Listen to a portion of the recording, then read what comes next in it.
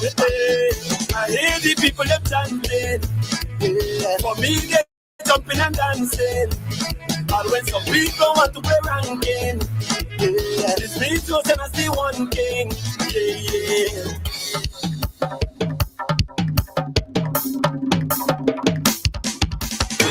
All day, every day on your favorite streaming platform. The clean, fresh sound.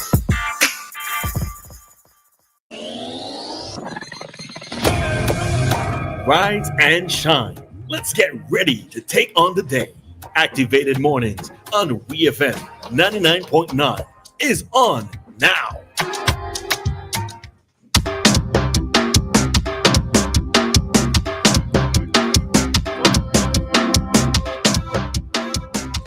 Boy, I had to go in a studio one of these days, Roleza. I had to go in a studio with a soca track and just do a thing over, dedicate that specially to Roleza. To me? Come on, man. Call there for backup. Yeah. Call there for backup. Boy, I see you, boy. Boy, I had this love thing. Hi, Kingsley. Good morning. Hi, good morning. I want to ask some questions. Before I make a point, we come to a conclusion. When a political party has candidate selection, who is responsible to make the final choice of the candidate proposed? Do you have an idea? Isn't it the constituency council or that group within the constituency? I think they have like a separate committee that does that. Well, I don't know. That's why I'm asking. I want to see if you people could teach that thing or two that I don't know. So you suggest the constituency council is responsible for selecting the person who eventually becomes the candidate. That's what you're saying? I think if I'm not mistaken, I think they have the final input. Okay, let's hope so. So if for some reason that doesn't take place, will you say that the leadership of the party is having an impact on the candidate choice for the political party? I should believe yes. I should think so, yes. Okay. Yeah, monkey, squeeze it. Yeah. Squeeze it. Yeah, so here what happened. I understand that there's a crisis would be a strong word, but there's a bit of confusion in terms of candidate choice for South. We know a guy by the name of Mr. John is showing the interest. Some people say Mr. Denny, Mr. D is the most popular. Some saying that the authority is suggesting that the people vote for Senator Asher Morgan. And I was told that on the 19th of this month, there will be a candidate choice. And I wonder if there are anybody in the authority who are influencing the choice of a candidate. Because, like I said, I walk in the area and you're hearing people making comments and they're trying to suggest to you that the authority is suggesting that the choice should be Senator Morgan. And people saying that is not what is normally happening. The candidate has a process and they go to a country comes and they eventually choose. But if that is true, that Dr. Gonsalves, who is the authority in terms of the leadership of the party, is suggesting that Senator Morgan should give some consideration. I'm wondering why the effort by Mr. John is falling on deaf ear. I'm wondering why the effort by Mr. D is falling on deaf ear. If we are going to have things that Senator Morgan is a more quality person in terms of being the person to represent the people of South. You know what? So that's why I asked the question, because when Dr. Gonsalves finished speak, he has some influence on the ULP and its executive. None of them there don't go and vote for a candidate of their choice. They'll have to go with Dr. Gonsalves' proposal. And I have to wonder if that is transparency and democracy, that the leader of the political party will determine who will eventually be the choice of candidate. I can remember when Jomo Thomas came up as candidate. We had the now candidate Kingsley Williams, and I get the impression then Senator Francis didn't think that Jomo Thomas was the right choice. But then Ralph Gonsalves said, yes, give him a chance and he'll be different. That didn't take place in some of the candidate choice, and Jomo lost the seat by 100 or something votes. So I'm just trying to see how people in South will respond if you think that Mr. John, who does his activism every day on Star Radio, Lenny Daisy, who spends time on the ground, and Miss Morgan, who is being thrown in by Ralph Gonsalves as the person that the people should vote for in the next general election. And that is my rant for today, and I'll have a wonderful day, okay? See you tomorrow. Thanks, Kingsley. Have a good and a safe one today.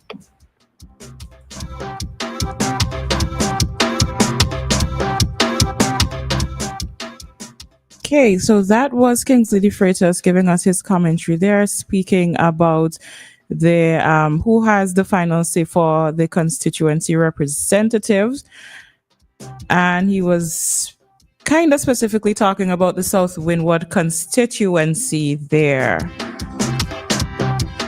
What I can say about that is those persons that are being offered up are interesting persons. I think it's an interesting lineup, but I feel like you can never really know who the people choose until the election has come and gone, because people could say they choose this person.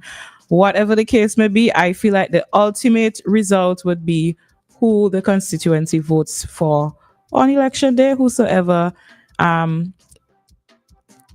comes out as the representative for the constituency.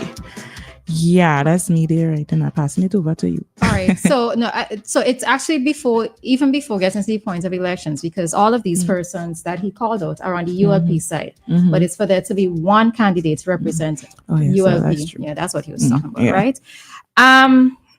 No, I cannot say whether or not the PM has a significant influence. I wouldn't doubt that maybe he does, but I can't say with any sort of authority whose voice is strongest, whether it would be those for the on the constituency council, or if it can be significantly influenced by the PM. And I noticed that Kingsley in his commentary also included Julian Francis, who is, I can't remember the post that he has within the ULP's party itself, the actual title, but in terms of their influence.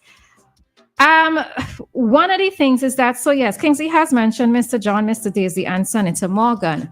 And let's say if, as Kingsley is suggesting, that the push is being made more towards Senator Morgan, I suppose we may have to ask why, right? If what Kingsley is saying is true in terms of that is what is happening, we may have to ask why, right?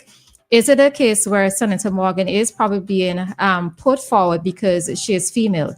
Does the ULP side need to have more female representation? Do they also need to have more young people represented? Now, Mr. John also is young, but if I have to think about it, then maybe the push in this case might be because Senator Morgan is female, and we also do not necessarily want to see a party of just bay men going up on the ULP side, or not just bay men, but a substantial number of men, right? So that is just me thinking along those lines. With regards to what Kingsley said with Mr. John possibly wasting his time. I don't know if Kingsley actually said wasting his time, or if that's how I interpreted what Kingsley said, right? But you understand, right? Mr. John's efforts, maybe it's efforts he said. Mr. John's efforts in terms of going on, I think a Star Radio he mentioned, and I guess making himself a lot more visible, making his voice and his opinions heard on different topics. Now, would we necessarily say that if he does not go forward as a candidate for South Windward, that his efforts are wasted? And for me, I would say no, right? Because one of the things that we always comment about is candidates who come out just in time for the next elections, right? So we see them being active, let's say a year or a year and a half before the elections.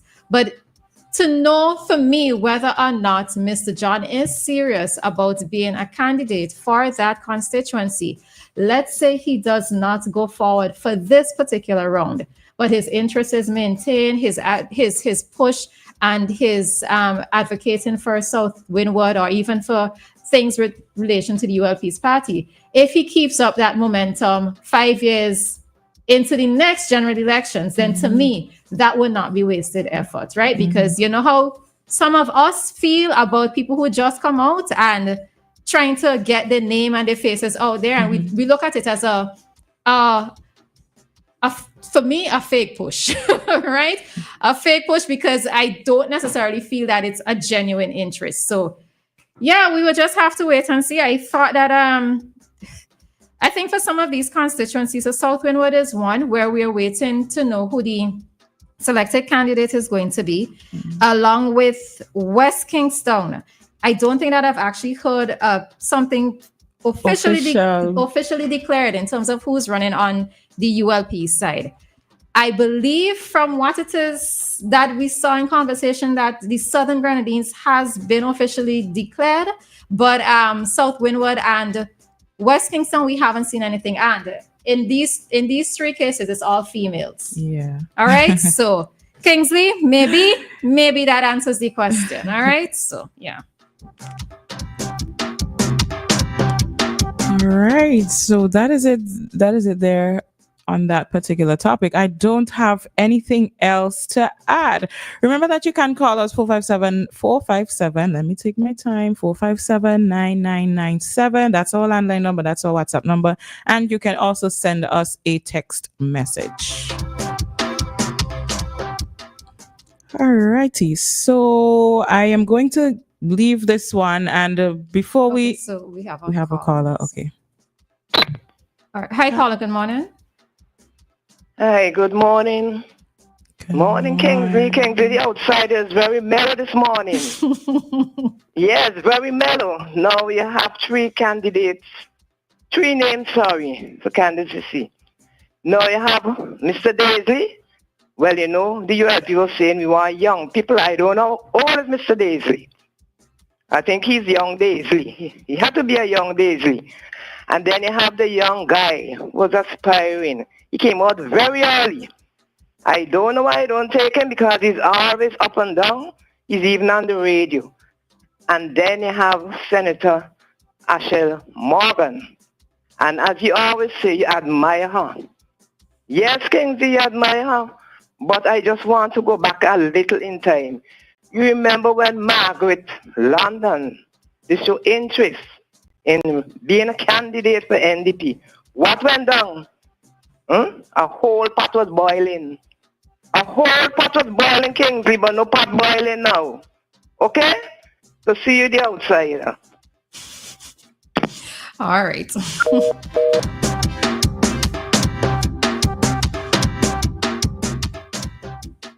Okay, then is there anything else? All right. So somebody is in response to what Kingsley said. They're saying with regards to Senator Morgan, maybe she can be the best person available. Right? He's saying that he's not trying to overthink it, but maybe she is the best person available with in comparison to the other two. So who knows? Okay. Who knows? All right. Suppose it's left to be seen how that final determination will be made, and if who is selected is actually the voice, is actually the person from the constituency who they actually want to have representing them. All right. So yeah. Okay. All righty then. If that is it, I just want to mention quickly before we head out, when we were in our last segment, we were talking about some of the mysteries of the environment, some of those things that you may have heard of, you may not have heard of. Just want to get into some of them very quickly. Have you heard of the Bermuda Triangle? So I'm going to call some of these mysteries. I'm going to go through them as quickly as possible, and you're going to tell us which one most intrigues you. Like, of all the ones that you're hearing about, we have another caller. Okay, then we will take the call. Hi, caller. Good morning. Good morning. Good morning. Morning. I hear the topic that you're talking about. I think you have three people trying to be the representative, right? I am a bad stuff, man. So I know what is happening out there. And what I would love to see is that whatever process they use to select the candidates, it must be transparent and fair. Because if it is transparent and fair, it will come back and hurt the party. So let the people select who they want to select. Instead of the forward at me saying they want this and this, let the people, let them do the voting, and whosoever they select, the others should come along and support them. Okay. But I know Mr. Daisy has a lot of support in stuff and thing. Eh? He working hard. All right. I mean, sometimes you have to mix. You can't say you want all youth. You need experience too. You understand? I get that. You need experience. But so I just want the process to be fair. No, right. I want to ask you a question because you're talking about transparency, right? But how do they actually get the voices of the persons within the constituency? Like, do they go around asking persons? No. When they do, each of them does go around and support. But I'm talking about when they're ready to select in terms of the selection. Right. Voting. Right. They normally have a runoff, right? Now, if the people said that they want, because it's three of them, and they must have a runoff, you have to get a runoff, because you have people who Leslie, you have people who John, you have people who Ashel. And the majority, if the majority vote Leslie, go with Leslie. If the majority vote Ashel, go with Ashel. If the majority vote John, go with John. That is my thing. Okay.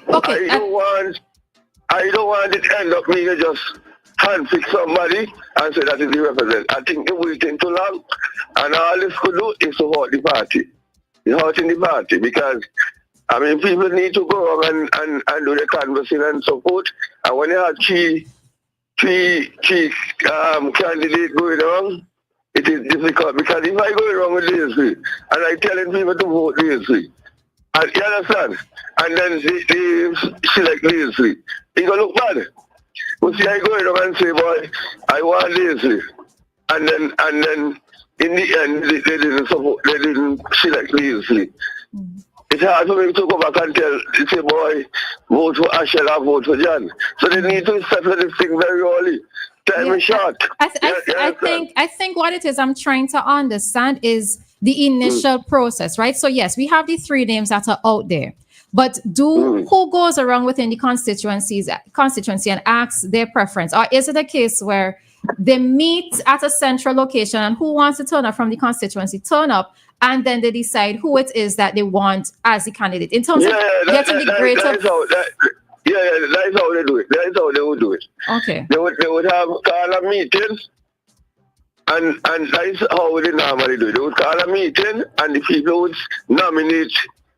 Somebody would nominate Leslie, somebody would nominate Ashel, somebody would nominate John, and they would have a voting. Okay. You understand? Okay. That is how I want it to be. Because I know, I from out here, I know, I'm a strong man on the ground. I know what is happening. You understand? Okay. I mean, one time my name was being called, but I mean, I really showing much interest in being a parliamentarian. I'm a man who do my thing on the ground, but I mean, you have to make the system fair. You understand? Or it will end up hurting them. I'm telling you. Yeah. Even my steel man and them kind of thing. Yeah. And they had to have some kind of meeting before and tell them, boy, we have in this system, and whosoever wins, the others must support them. You understand? Must trade away behind them. Because if one faction decided to pull out and go and say, let's say, go independent, you're going to vote the party. You understand? I'll go on social media and say they're not voting for them directly, but they go vote on different thing. Yeah, the way it started that one. You see what is happening in Union Island? Yes, exactly that I'm talking about. Yes. and you don't want that. And when you have your strong, die-hard supporters, coming out and being disgruntled and those other things. Yeah, just let the process. I mean, every constituency, them guys, they on the ground long time. John on the ground long time. I shall just came in. You understand? That thing should have done settle. Should have done settle. And all them come together and work for the benefit of the party. Agreed. All right, Mr. Brown, we gotta wrap it up here, okay? We call me Mr. Brown, you know me? Yes, Franklin Brown, I know you. All right. Have a good one. All right, take care. Bye. All right, so it is now 8:04.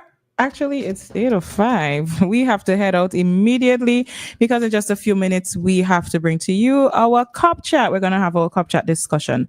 So we are heading out of this talk segment. Remember that this time check came to us by the New Haven Funeral Home. Death